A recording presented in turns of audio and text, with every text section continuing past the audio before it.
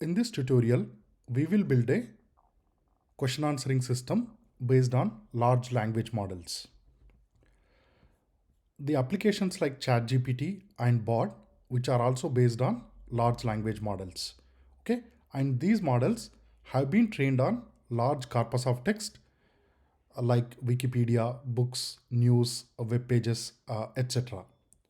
Now, when we ask a question to these applications, they will be able to provide the correct answer provided that the data used to train these models has answer to the question we are asking.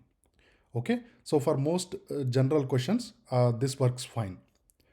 But if we are asking a very specific domain specific question, like let's say some medical related or some custom financial documents, the model either answer incorrectly or it hallucinate, which is it try to provide some answer which looks as if it is correct, but it is just gibberish.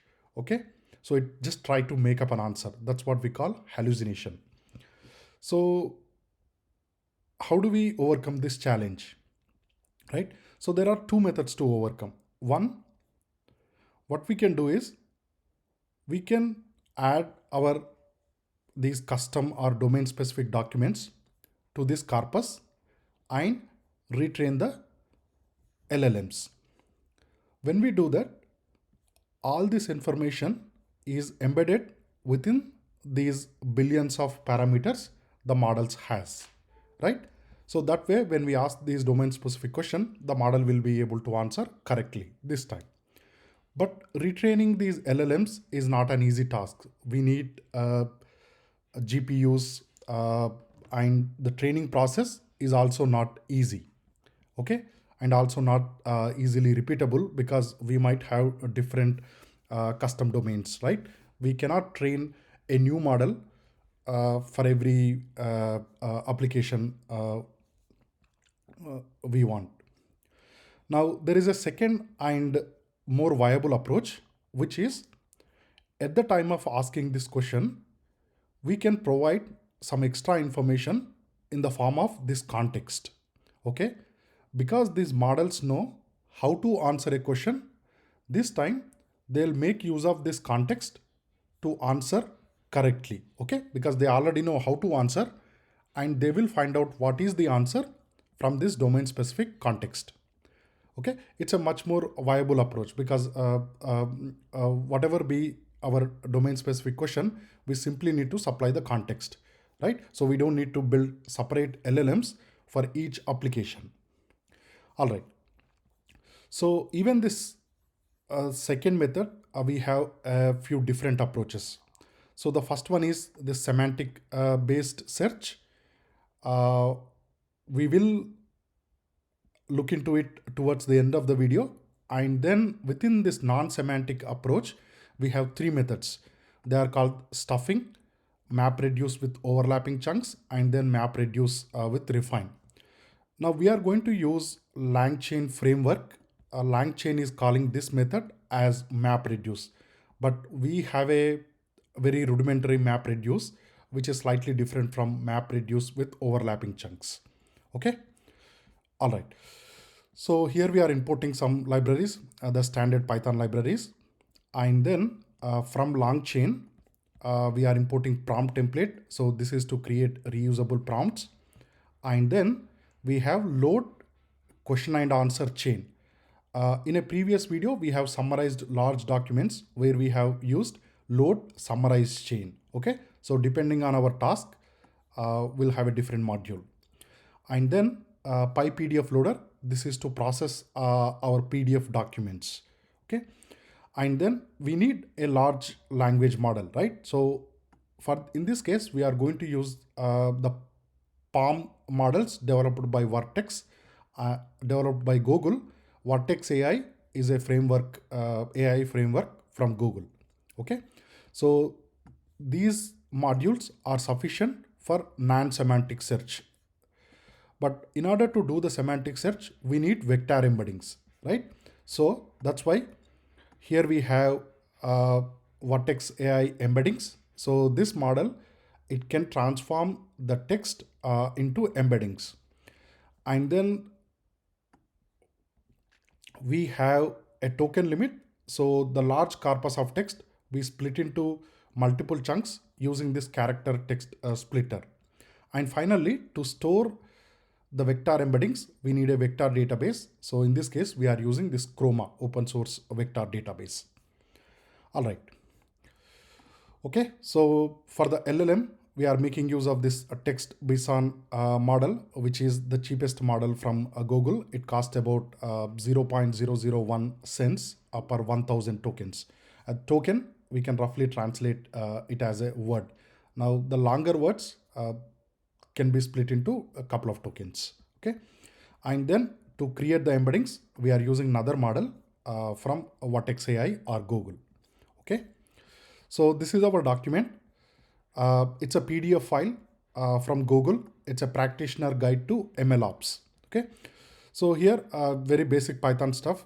We are creating a folder called data within the current folder.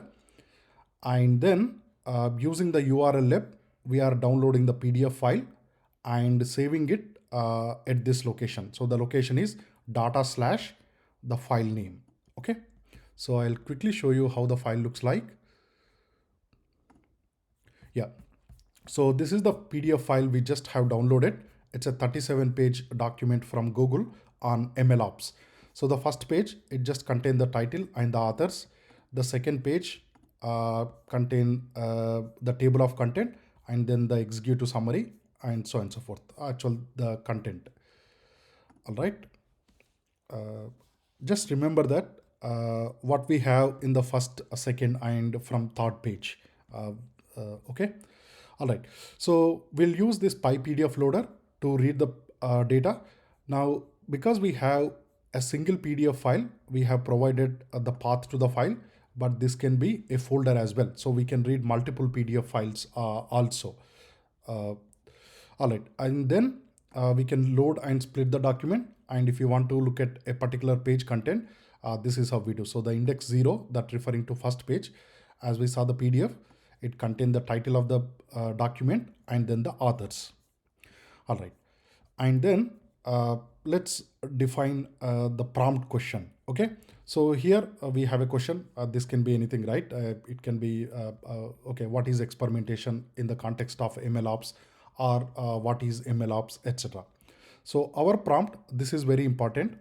Now here we are saying answer the question as precise as possible. Here is the important part, using the provided context. So the LLM should look for answer within the context. Okay, if we ask a general question, it might already know, but the given context might not have that answer.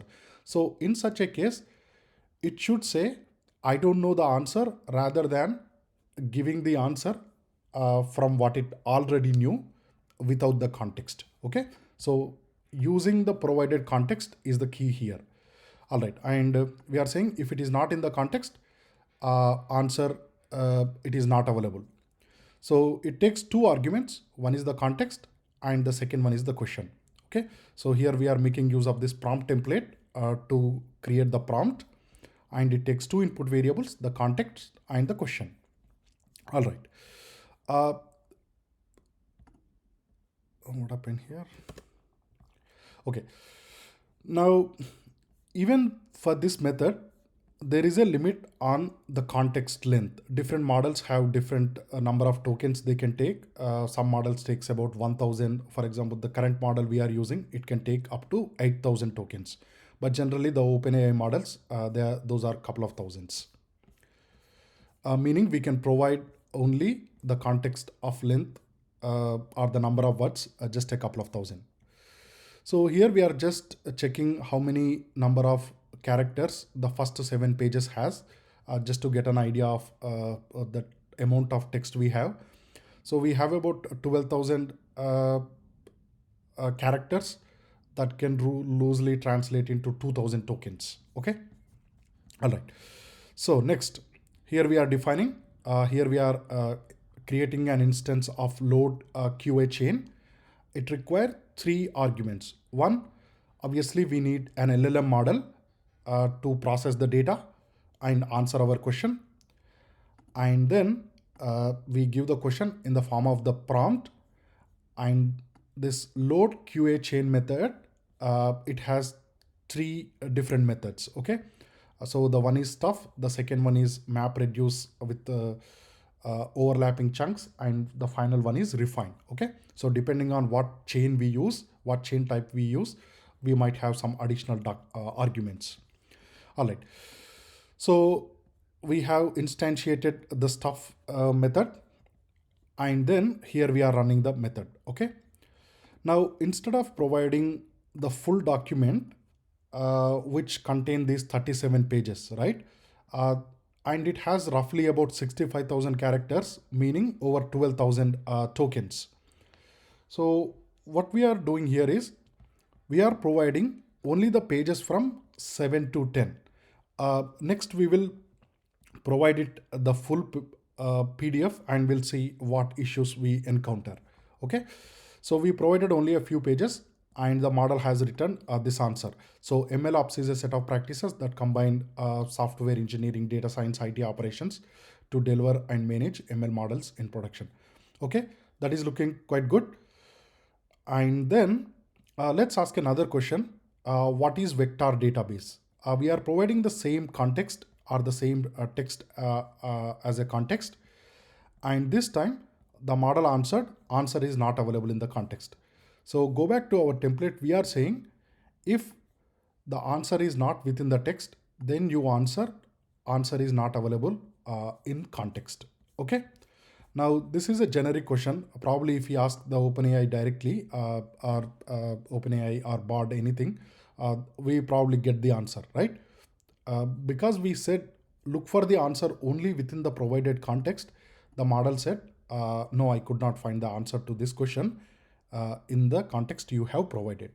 Okay, that is looking good. So it's working. If the context has an answer, it's answering correctly. If it does not have, it's answering, no, I don't know the answer. But here is the issue. Now for the same question, here we are providing the full document. Okay, full 37 page document. This time, if it encounter any errors, we are saying we are throwing some custom message. Now when we run this code, we ran into this exception. The reason is the document is too large to fit into the context limit. Okay, so that's the issue. That's why we need a special treatment when our context is very large. Okay, all right, so we handle that using the below two methods, map reduce and map reduce refine. Now the stuffing method is great because we can make only one call and the model is able to see the full text in one go. But this works great only when our document is small.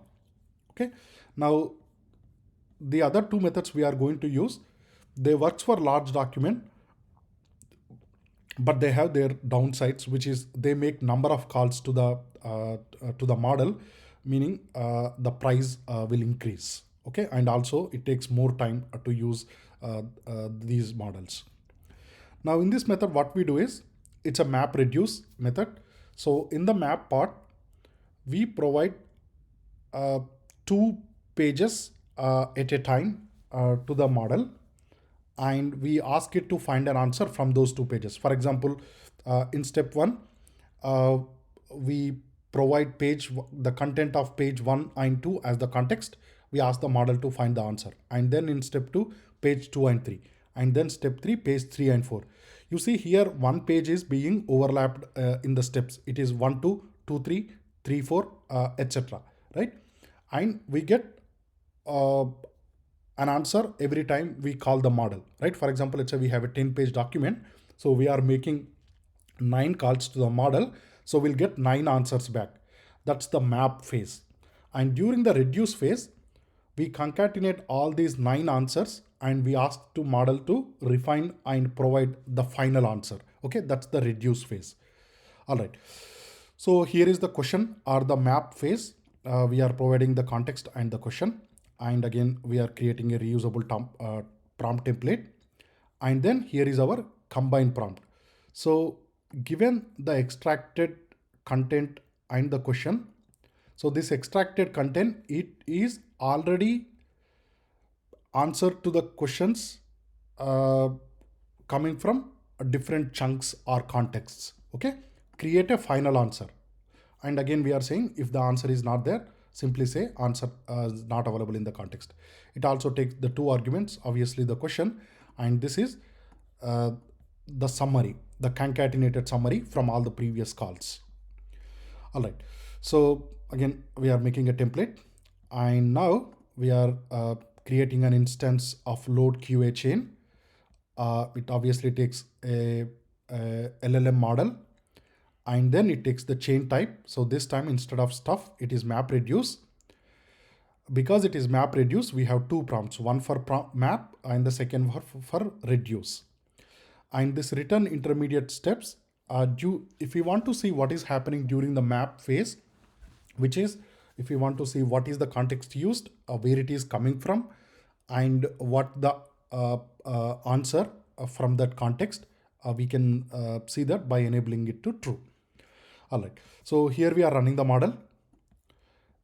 So we are providing all the 37 pages, right? So which is much longer than the context length allowed by this model, because it is being done in chunks and iteratively. So the LangChain is offering our us the framework so that we don't have to explicitly code the for loops, etc. Okay, so this is our response. Now, don't worry about this. If we are making too many calls to the model, it's just that message. Now, this is our final answer. I'm a bit surprised. I was expecting a more a paragraph type answer, but for some reason, it has returned only this one sentence. But in the next method, you will see a more detailed answer. Okay. All right, that looking good. So because we have enabled this intermediate steps to true, this response contain all the intermediate steps response as well. So here what we do is, in a previous video I explained this in detail, but here we quickly go over it. So we are taking the output map reduce output, and it has a couple of dictionary elements. Here we used output text, but it also has the input documents and intermediate steps. Okay, so we are looping over. Now, as I mentioned, in this case, we are using only one PDF document, but these methods can work with multiple PDF documents. So we wanted to see from which PDF, from which page number the context is coming from, and what's the corresponding answer is, right? So for that reason, it has the source, and it has the source type as suffix, and it has the page number, etc., stored in this input documents dictionary. Okay, so we are grabbing all that information, and then the context is in this page content, and finally the answer for that intermediate step is in this second variable map reduce outputs intermediate steps, which is this out. Okay, so we created a dictionary, and from that we created a pandas data frame. And the reason why we are doing this is, as I mentioned again, this code is generic, that it works with multiple documents and multiple pages, etc. Right? But when we look at this data frame, we want to see in an ordered fashion, so that okay, we have the document one, and then all these pages. Then we have document two, and then pages sorted in an order. Okay, so that's why we are sorting it by file name and the page number. All right, so if we are looking at only the first 5 pages here, but the length of this would be ideally 36, but because the last page is empty, I'll show you 36. Okay, all right, so here we have this won't change again because we are using only one document, and here are the page numbers, they go from 0 to 36. Then here we have our chunk, and here we have the answer coming from that chunk. Okay, now if we want to look at the chunk one or the call one, so this is the context we provided. Actually, even though the LangChain is calling it map reduce method, as I mentioned, it's a map reduce with rolling chunk. Uh, in this method, in order to preserve the continuity, what we do is we provide two chunks at a time. For example, page 1 and 2, and then page 2 and 3. This way, the continuity between page 1 and 2 is preserved, page 2 and 3 is preserved, etc. So even though the context it is saying is this, it actually contain the page 2 information as well, which is the table of content. So that's why using this information, the model came up with this answer as what is MLOps. Okay. All right. And then in finally the refine method. So the refine method, the key is, so we process running an initial prompt on the first chunk of data.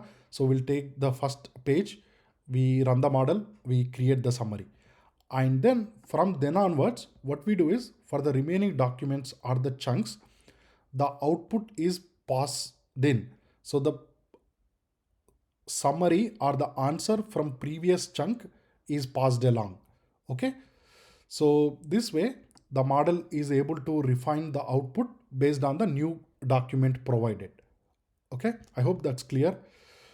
The reason why we are doing this is because in the previous method we passed page 1 and 2 to call 1, and then in the next call we passed page 2 and 3, and in the next one page 3 and 4.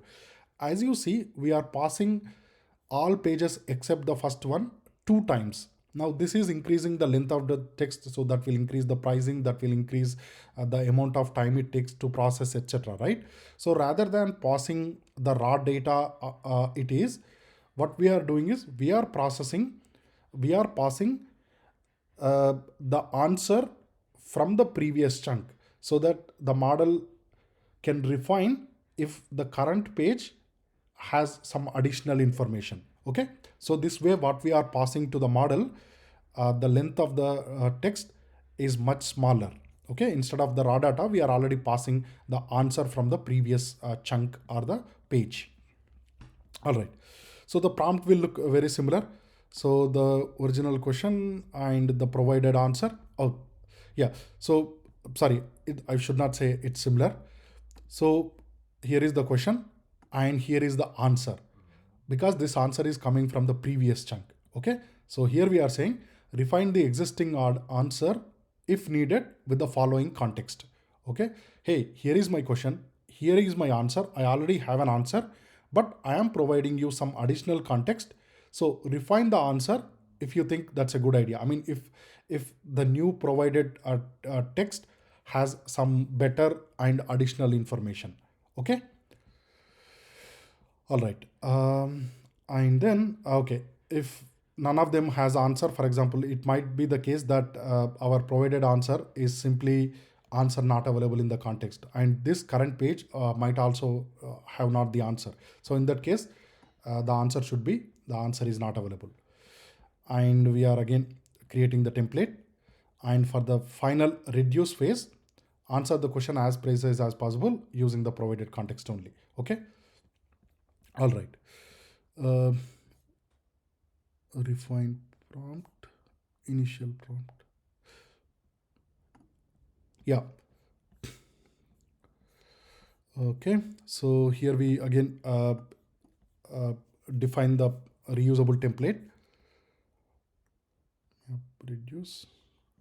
All right. So then the method is very similar. So in this time, instead of map reduce, we would have the refine method. We are providing the LLM model and the two prompts, the question prompt and the refine prompt. Okay.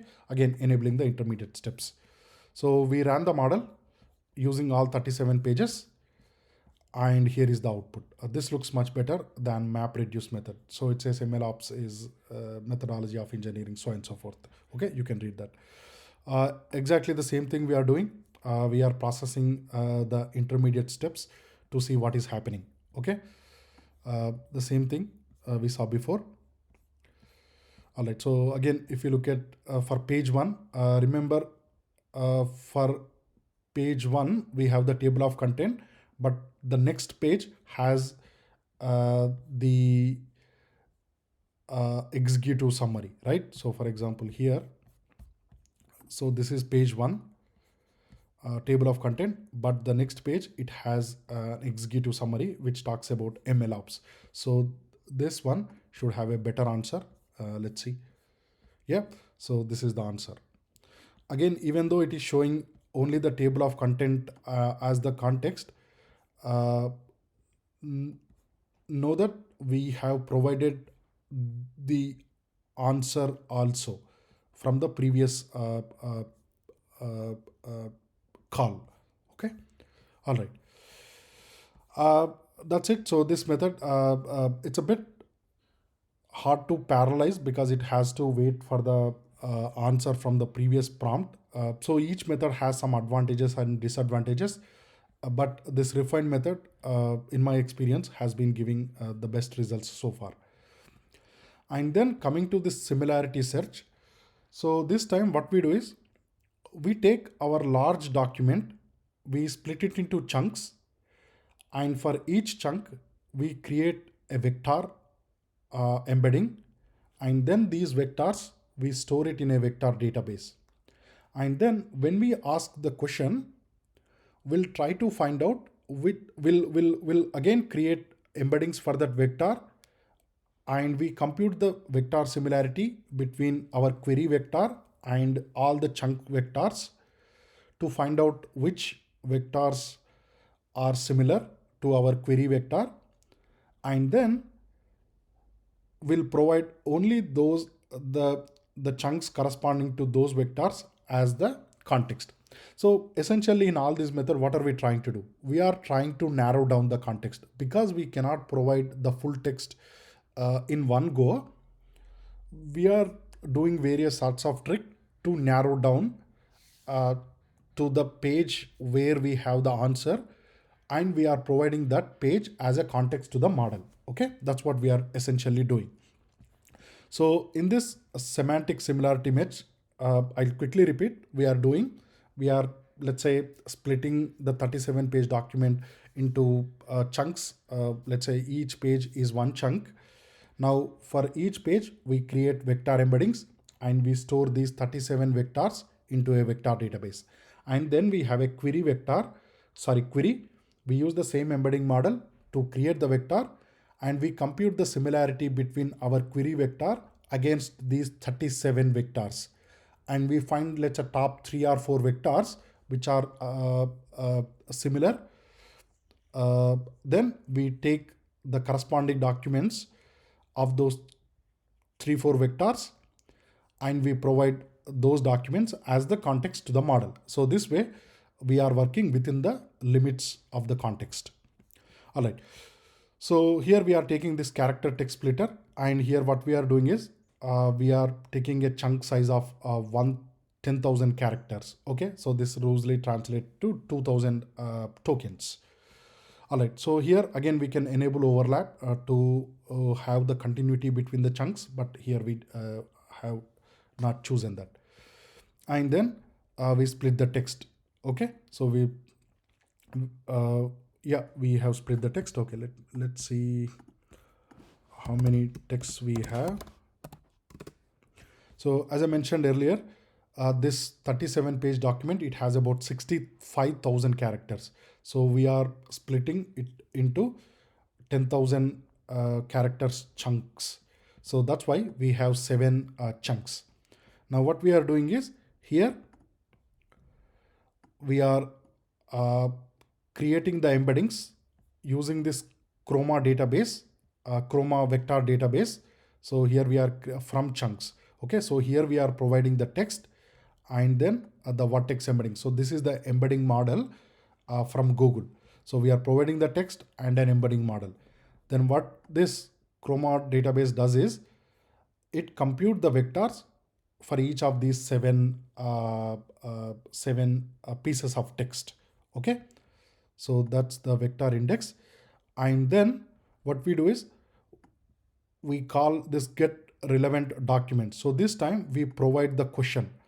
What happens is again this chroma uh, database, it compute the embeddings or the vector for this question, and it has one vector from here, and it has 7 vectors already stored in this database. So it compute the cosine similarity between our reference or question vector against these 7 vectors to find out which vector is the closest. Okay, so we have this doc. Now the model has found this piece of document is more closer to our question in the vector space. Okay, meaning this piece of document among the 7 has most likely the answer. Okay, so we are calling the map reduce chain with the uh, uh, the question as well as the context. Okay, so we are making only one call because we have already narrowed down the context. Okay, so if you look at the output text, this is the answer to the question MLOps. All right, uh, quite a long video. That's because we have covered 4 different methods. These LLMs are becoming powerful in terms of document summarization, question answering, chatbot, etc. But most of them, they work on a similar fashion when we want to do custom things. So we make use of existing LLM models. We provide our custom documents, and then we can ask it to either summarize or get the build question answering systems or chatbots, etc. That's all for this video. Again, this code is not written by me. It's coming from GCP generative AI Git repo. I'll provide the link in the description. But if anything is not clear from the code or any concept is not clear, please ask me in the comment section. I'll definitely answer. Thank you very much.